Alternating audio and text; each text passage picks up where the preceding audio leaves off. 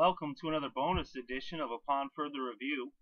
Upon further review, In this edition, we'll be talking about the Green Bay Packers at the Chicago Bears and this Week 4 matchup between these NFC North rivals. You can catch that on September 28th at 1 p.m. Eastern Time on your local Fox affiliates. So the Packers are coming to this game with a record of 1-2, looking to even up their record of 500, and the Bears are 2-1, and they don't want to go to 500. They want to take the lead in the North and the NFC, and they can go a long way towards that by beating the Packers, their fierce rivals. Of course, it's in Chicago, and this is a game that the Bears, if they want to have any chance to win this division, they cannot afford to lose to division rivals at home. Now let's look inside the numbers here. First, we'll check out the defense, and when it comes to rushing defense, these two teams are in the bottom of the league against the run for yards allowed. The Bears are 26th for yards allowed on the ground, and the Packers are 30th. So these are two teams that you can run on. And so Matt Forte should have a pretty big day against that Packers defense that has sorely been missing Raji. The Bears also, they let up a lot of yards on the ground as well. So don't be surprised to see Eddie Lacy have a big day with James Starks. So you see a lot of running in this game. When we look at passing defense, it's another story altogether, as the Packers actually are number 6 in the league for passing yards allowed. So they do not let up a lot of passing yards. The Bears are 15. So they're just middle of the pack when it comes to defending the pass. So expect to see a lot of offense in this game, and expect to see, Aaron Rodgers have probably one of his better days. He's been struggling so far.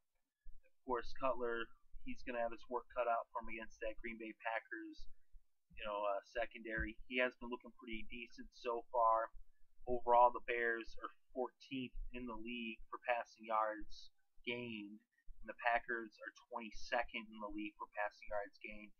So the passing game of the Packers has been struggling so far this season. Of course, the thing is, though, as many yards as the Bears do let up through the air, they actually are one of the best teams when it comes to turnovers and when it comes to pickoffs. So Aaron Rodgers should be able to have a big day by yard-wise, but will he be able to make it a mistake-free day and not turn over the ball to that ball-hawking Bears secondary? As Kyle Fuller has already made a name for himself here in his rookie season, as he's been just picking the ball off left and right. He's really been looking very impressive there for Chicago, and that turned out to be a really good pick for them. So already as it is, he's got 14 tackles on the season and 3 interceptions. So he's been doing quite the job there in a Bears secondary that has 6 total interceptions. It's one of the top secondaries so far this season as far as interceptions are concerned, although they are kind of middle of the road when it comes to yards allowed. So they're kind of a team that they bend but they don't break. So expect to see the kicker there be very active for Green Bay. He should be getting plenty of chances as Mason Crosby will be getting field goal attempts and potentially some long field goal attempts. But as it is, Aaron Rodgers, he's got quite the arm, and at any moment the Green Bay Packers can score. I mean, he connects to Jordy Nelson or Randall Cobb, as we've seen already this season, and just in an instant, it's a touchdown just like that. Of course, the Bears have that same capability with Brandon Marshall and Alshon Jeffrey. They are, kind of banged up. They've been banged up, it seems, all season, although it's just September. Of course, Martellus Bennett has also been looking pretty impressive. He's already got 4 touchdowns on the season, so he's another guy you got to keep an eye on as well, as the Bears have a pretty rounded attack. Matt Forte hasn't been running the ball that much because they don't really run the ball that much. They've only run the ball 56 times so far this year, as opposed to 121 passes for Chicago.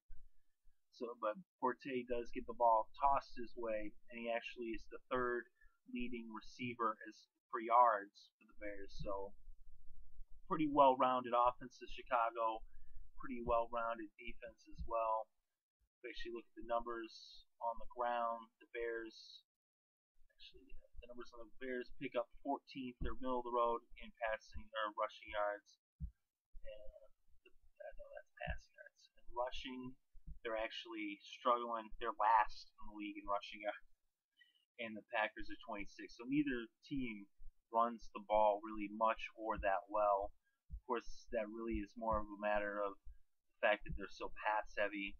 As I stated, the Bears numbers and the ratio. And if you look at the Packers run the ball 65 times so far this year, as opposed to 102 passing plays, so passing attempts.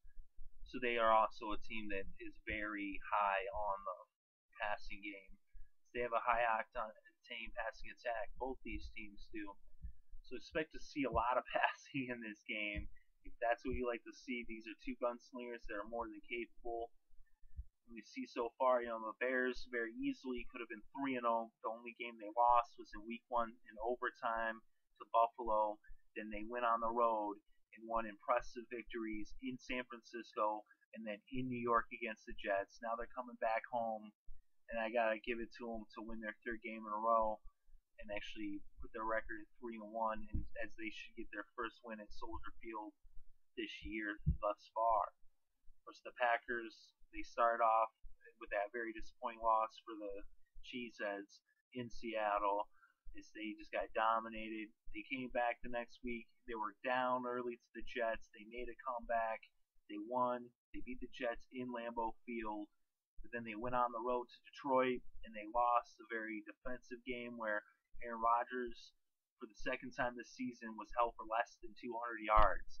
So he's been struggling so far. He should have a better day against the Bears, but that's if he doesn't get picked off.